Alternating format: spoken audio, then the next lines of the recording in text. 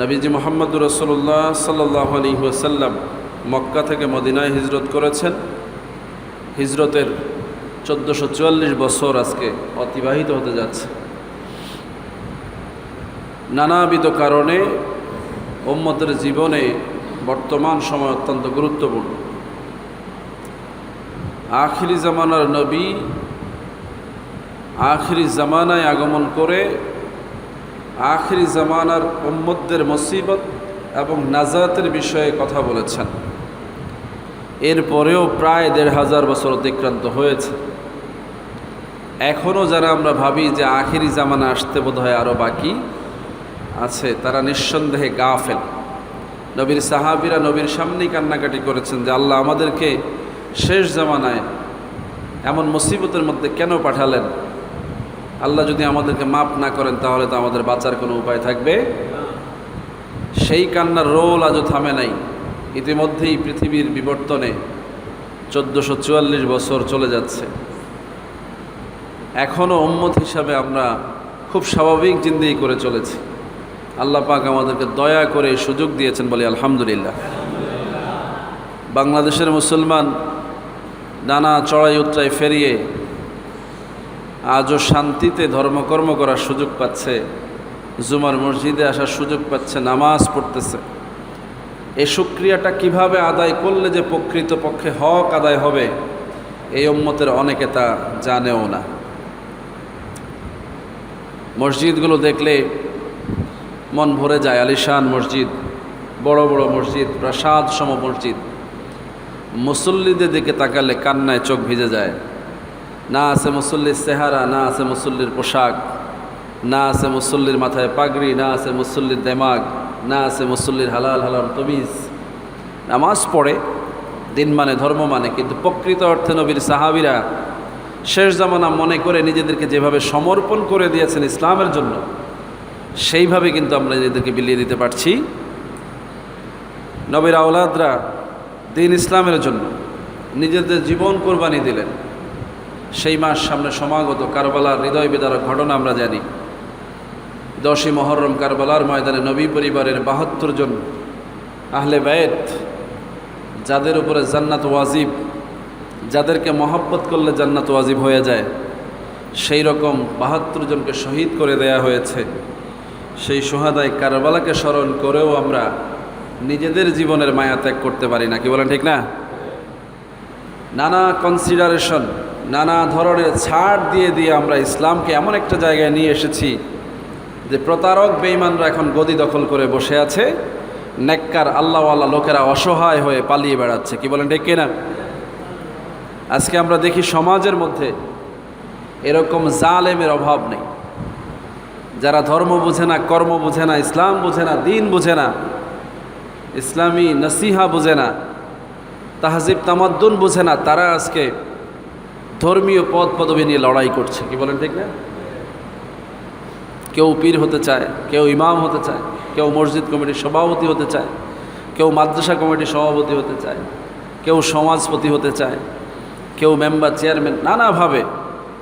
অথচ ইসলামী শরিয়া অনুযায়ী উম্মতে মুহাম্মদের জন্য যতগুলো দায়িত্বশীল পদ রয়েছে সবগুলো খেদমতের পদ, সবগুলো হচ্ছে উম্মার উপকার করবার জন্য, উম্মতের জন্য নিজের জীবনকে কোরবানি দেওয়ার রাস্তা। কিন্তু আজকে আমরা সেই জায়গাগুলো বানিয়ে ফেলেছি আমাদের আয় উপার্জন, সোর শহরত আর প্রভাব প্রতিপত্তির হাতিয়ার, কি বলেন ঠিক না? এই অবস্থার মধ্যে আমাদের রোনাজারিটা কি? যে আসলেই আমাদের হৃদয়ে কারবালা হয়ে যাচ্ছে। আমাদের শরীর হয়তো অক্ষত আছে, কিন্তু আমাদের অন্তরে রক্তক্ষরণ হচ্ছে। আহলে বায়েতদের উপরে সরাসরি হামলা করা হয়েছে ইসলামকে বলণ্ঠিত করার জন্য। আর আজকে 1400 বছর পরে সুকৌশলে মুসলমানদেরকে নাস্তানাবুদ করার জন্য তাদের তাহজিব তামাদ্দুন আকিদা অন্তরের উপরে হামলা করা হচ্ছে। বাহ্যিকভাবে দেখা যাচ্ছে না, কিন্তু আভ্যন্তরীণভাবে ইসলামের সমস্ত সোর শহরত, ইসলামের আভিজাত্যকে বিলীন করে দেওয়া হচ্ছে। আজকে জিলহজ মাসের শেষ জুমাতে এই কথা এই জন্য বলছি যে সামনের জুমাটা আপনাকে আদায় করতে হবে মুহররম মাসে। মুহররম মাস হচ্ছে আল্লাহর মাস। সবগুলো মাসের মধ্যে মর্যাদার দিক থেকে মহররম মাসকে আল্লাহ রাব্বুল আলামিন স্পেশালি বলেছেন শাহরুল্লাহিল মুহররম। মুহররম হচ্ছে আমি আল্লাহর মাস, বলি সুবহানাল্লাহ। সেই মাস আমাদের সামনে সমাগত। এই মাস শুধু একটা মাসই না, গত পৃথিবীর আদি থেকে শুরু করে এই যাবৎ এই মুহররম মাসকে আল্লাহ রাব্বুল আলামিন আল্লাহর জাতীয় মাস ঘোষণা করে অসংখ্য জাতীয় দিবস সংগঠিত করেছেন এই মুহররম মাসে, বলি সুবহানাল্লাহ। এইরকম মুহররম মাসকে কেন্দ্র করে আপনারা যখন আশুরার আলোচনাগুলো শুনবেন, মুহররম মাসে বিভিন্ন জায়গায় আলেম ওলামারা আলোচনা করবেন, তখন দেখবেন যে মুহররম মাসের বিভিন্ন দিনকে কেন্দ্র করে, বিশেষ করে মুহররম মাসের 10 তারিখকে কেন্দ্র করে আল্লাহ রাব্বুল আলামিন সৃষ্টির আদি থেকে কিয়ামত পর্যন্ত সকল বিশেষ ঘটনাগুলো সংগঠিত করার দিন হিসাবে এই মুহররম মাসকে, এই আশুরার 10 তারিখে নির্ধারণ করেছেন, বলি সুবহানাল্লাহ। তাহলে সেই জাতীয় দিবস আমাদের সামনে আসতেছে, কি বলেন ঠিক না? বাংলাদেশ সরকারের জাতীয় দিবসগুলো আসলে মাসব্যাপী কর্মসূচি ঘোষণা করা হয়,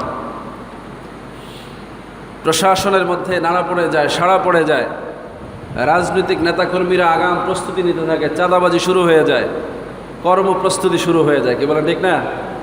আর মুসলমানদের জাতীয় দিবস 10ই মুহররম আসতেছে, মুসলমানদের জাতীয় মাস, আল্লাহর মাস মুহররম আসতেছে, বছরের প্রথম মাস মুহররম আসতেছে, হিজরি নববর্ষের প্রথম দিন মুহররমের প্রথম দিন আসতেছে, মুসলমানদের খবর নাই, কি বলেন ঠিক না?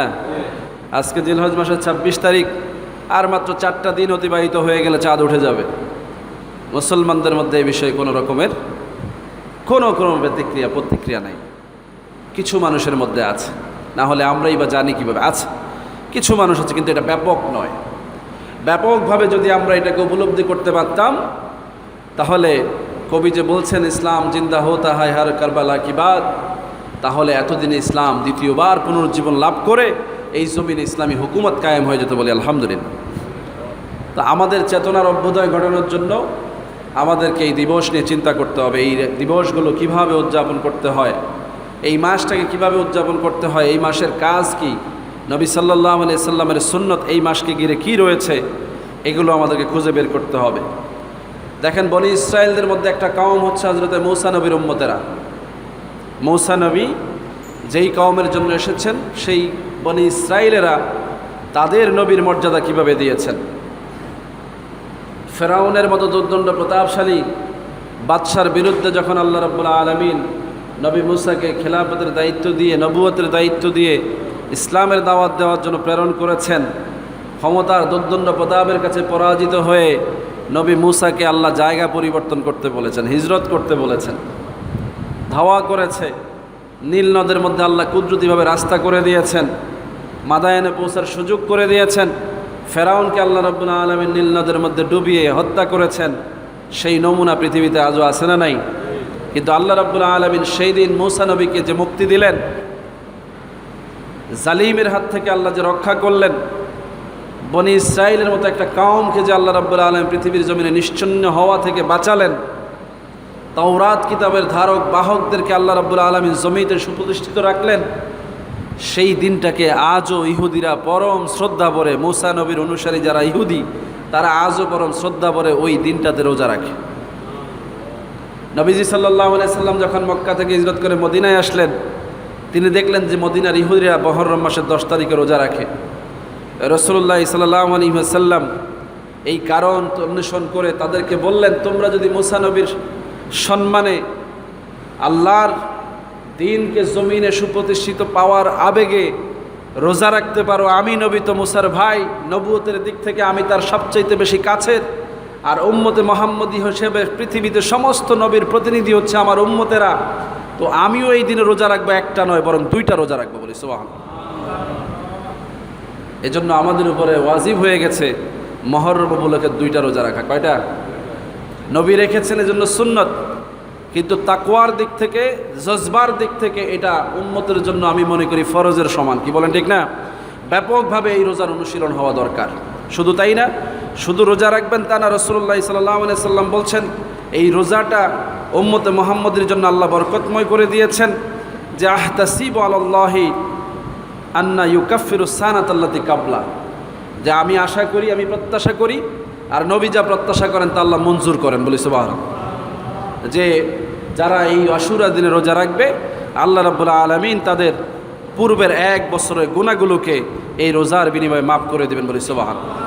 এটা কাফফারা হয়ে যাবে। তাহলে সেই রকম আরেকটা সুযোগ আমাদের সামনে আসতেছে, কি বলেন ঠিক না? ইতিপূর্বে আমরা জিলহজ মাসে ইয়াউমুল আরাফার রোজার সম্বন্ধে জেনেছি যে রাসূল বলছেন পিছনের এবং সামনের 1 বছরের গুনাহ মাফ করে দেয়া হবে। অনেকেই সে আমল করেছেন। আবার একটা সুবর্ণ সুযোগ চলে এসেছে, আমাদের সামনে মহররমের রোজা আসতেছে। এই জন্য মহররম মাসের ওই রোজা রাখার জন্য আমাদেরকে সচেষ্ট হতে হবে, কি বলেন? রাখা দরকার আছে না নাই?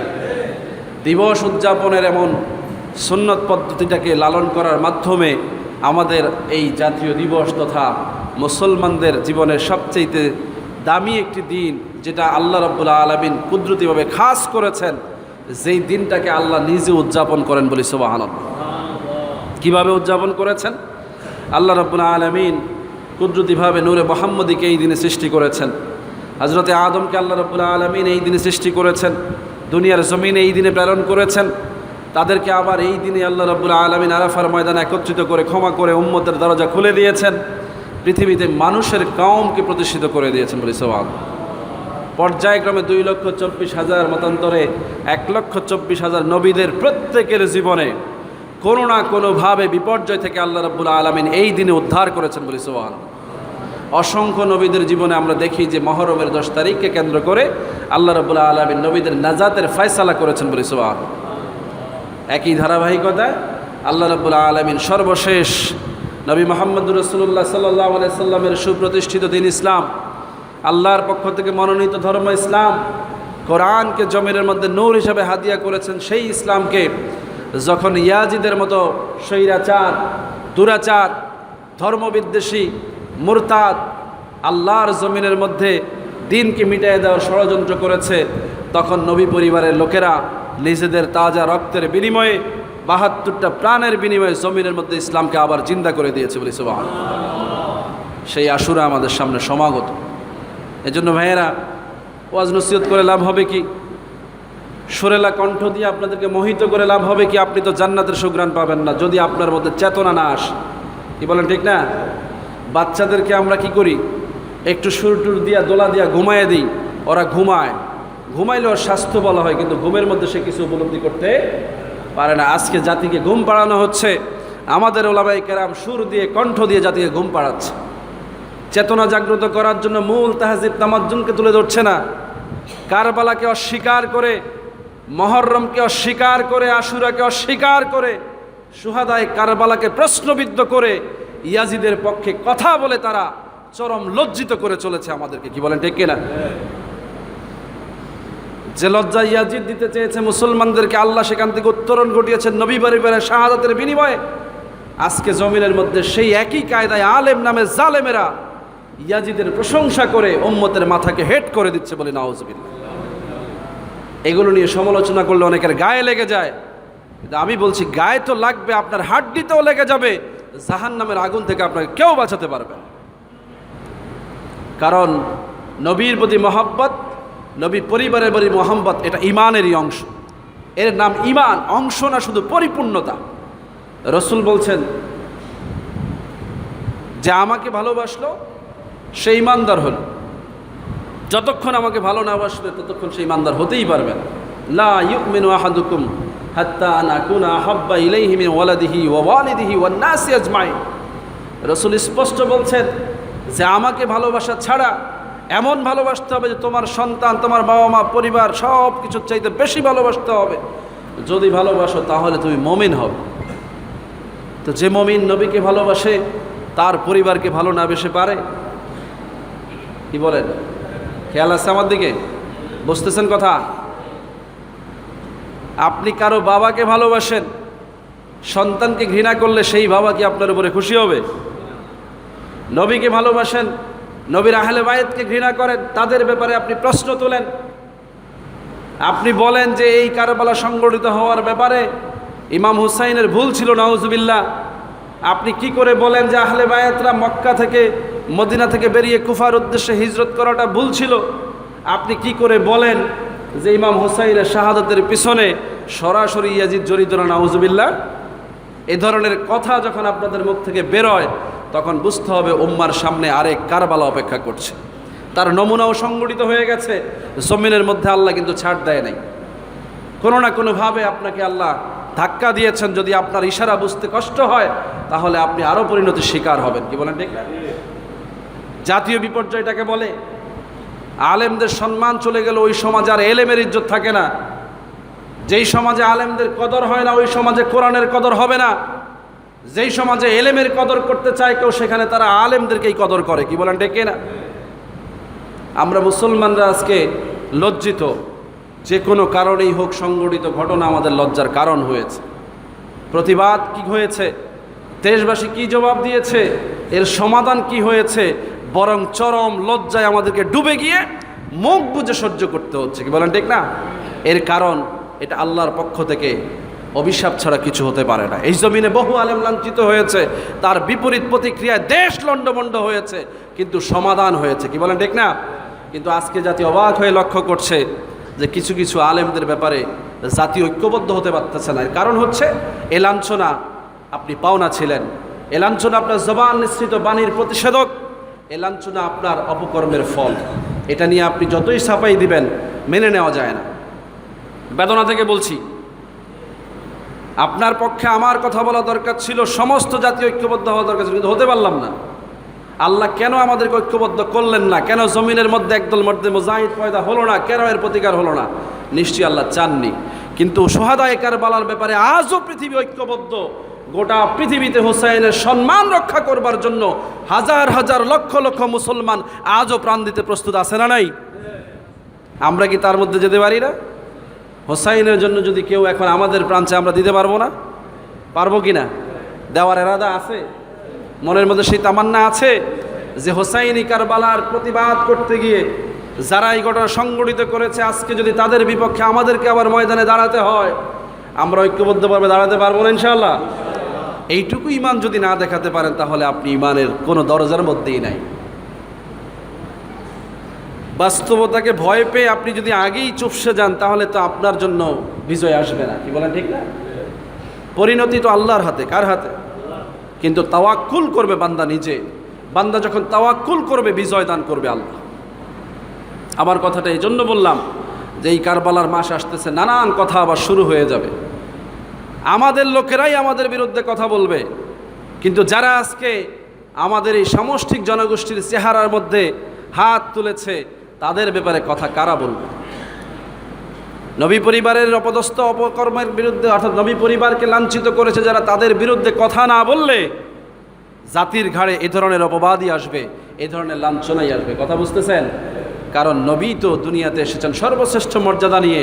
সেই নবীর মর্যাদা রক্ষার জন্য যারাই চেষ্টা করবে তাদের মর্যাদার পক্ষে আল্লাহর রায় রয়েছে। কি বলেন ঠিক না? এজন্য আমাদেরও উচিত হচ্ছে দায়িত্বশীল আচরণ করা, আলেম হলে আলেম হিসেবে সঠিক কথা উপস্থাপন করা, এলেমের সঠিক মর্যাদা উপস্থাপন করা এবং দিন শরীয়তকে ওইভাবে পালন করা। এই জমিনে নবী দিন কায়েম করে গেছেন, কিয়ামত পর্যন্ত আরেকজন নবী আর আসবে না। মদিনার জমিনের মধ্যে নবী ইসলাম কায়েম করে গেছেন, আরেকটা মদিনা হবে না। নবীর সাহাবীরা পৃথিবী থেকে বিদায় নিয়েছেন, আর সাহাবী আসবে না। সোনালী যুগ আর ফেরানো যাবে না। যারা বলে সাহাবীদের যুগ ফিরাই আনবো, ওমরের যুগ ফিরাই আনবো, আবু বকরের যুগ ফিরাই আনবে, এরা বেওকুফ মূর্খ ছাড়া আর কিছু না। কারণ ওই মানুষ আর আসবে না, ওই যুগও আর আসবে না। কথা বুঝতেছেন? বরং আপনাকে আমাকে যেটা করতে হবে যে ওই সাহাবীদের মর্যাদা রক্ষা করব, ওই খলিফাদের মর্যাদা রক্ষা করব, ওই কোরআনের মর্যাদা রক্ষা করব, ওই নবী পরিবারের মর্যাদা রক্ষা করব, আমাদের মর্যাদা রক্ষা হবে। কি বলেন ঠিক না? বেয়াদবের মতো বড় বড় কথা বলেন, লম্বা লম্বা কথা বলেন, নিজের ওজন বোঝেন না। আপনি নবীর যুগে যেতে চান, আপনাকে নবীর যুগে কে নেয়? নিলে তো আপনাকে তখনই পাঠানো হইতো। কি বলেন ঠিক না? আপনি সাহাবীর যুগে যেতে চান, সাহাবী হলে তো আপনাকে তখনই পাঠানো হতো। আল্লাহ কি জানেন না কাকে কোন মর্যাদা দিবেন? বরং আপনাকে যেটা করতে হবে, নবীকে আল্লাহ মর্যাদা দিয়েছেন, নবীর মর্যাদা রক্ষা করবেন, তাহলে আপনি উম্মত হিসেবে মর্যাদা পাবেন। আল্লাহ এটাই বলেছেন যে রসুল দুনিয়াতে আসছেন, রসুলের মর্যাদার পক্ষে যারা কথা বলবে আল্লাহ রাব্বুল আলামিন দুনিয়া এবং আখিরাতে তাদের মর্যাদা বাড়ায় দেবেন বলে সুবহানাল্লাহ। সম্মানিত হাজিরিন, জিলহজ মাসের শেষ জুমায় এবং 1444 হিজরি সনের শেষ জুমাতে এই আহ্বান রাখলাম যে আগামী জুমাটা হচ্ছে মুহররম মাসের প্রথম জুমা, হিজরি 1445 সনের প্রথম জুমা এবং আল্লাহর মাস, শুহাদায়ে কারবালার মাস, ওই মাসের প্রথম জুমা, হিজরি নববর্ষের প্রথম তারিখ, মুসলমানদের প্রথম নববর্ষ, সেই তারিখ সামনে সমাগত। নিজেদের ইমানকে একটু ঝালাই করে নতুনভাবে উজ্জীবিত হওয়ার সময় এসেছে। আল্লাহ আমাদেরকে তৌফিক দান করুন, সকলে বলে আমিন। কুল্লু শাইইন ইয়ারজিউ ইলা আসলিহি, শেষ কথাটা বলতে হয় যে এটাই বাস্তবতা, সব কিছু তার মূলের দিকে ফিরে যাবে। এই মূলের দিকে ফিরে যাওয়ার অর্থ হচ্ছে ইসলাম যেই জায়গা থেকে ছড়িয়েছে, ইসলাম আবার ওই জায়গায় গিয়ে স্টপ হয়ে যাবে। মাঝখান থেকে আল্লাহ রাব্বুল আলামিন শুধু কিছু মানুষকে এই কাতারে শামিল করে নিয়ে ওই মর্যাদার সাথে শামিল করে নেবেন। এই জন্য আমরা যেন আমাদের মর্যাদা না হারাই, আমরা যেন আমাদের ঈমান না হারাই, আমরা যেন ওই রশির মধ্যে, দ্বীন ইসলামের ওই ধারার মধ্যে অটল অবিচল থাকতে পারি। এজন্য আল্লাহর কাছে কান্নাকাটি রোনাজারি করে আমলের উপর অটল অবিচল থাকতে হবে। ফিতনা ফাসাদ থেকে বেরিয়ে আসতে হবে, বড় বড় কথা থেকে, সমালোচনা থেকে বেরিয়ে আসতে হবে। নিজের দিকে তাকাতে হবে, নিজের অবস্থান নিয়ে বিবেচনা করে দ্বীন ইসলামের মর্যাদা রক্ষার জন্য কাজ করতে হবে। তাহলেই আল্লাহ রাব্বুল আলামিন আমাদের সমাজটাকে সোনালী সমাজ বানিয়ে দিবেন। যতটুকু আমরা পাও না, সাহাবীদের সমাজ না, নবীর যুগের সমাজ না, আমাদের জন্য যতটুকু আল্লাহ মর্যাদা রেখেছেন ততটুকু আল্লাহ আমাদেরকে দান করবে।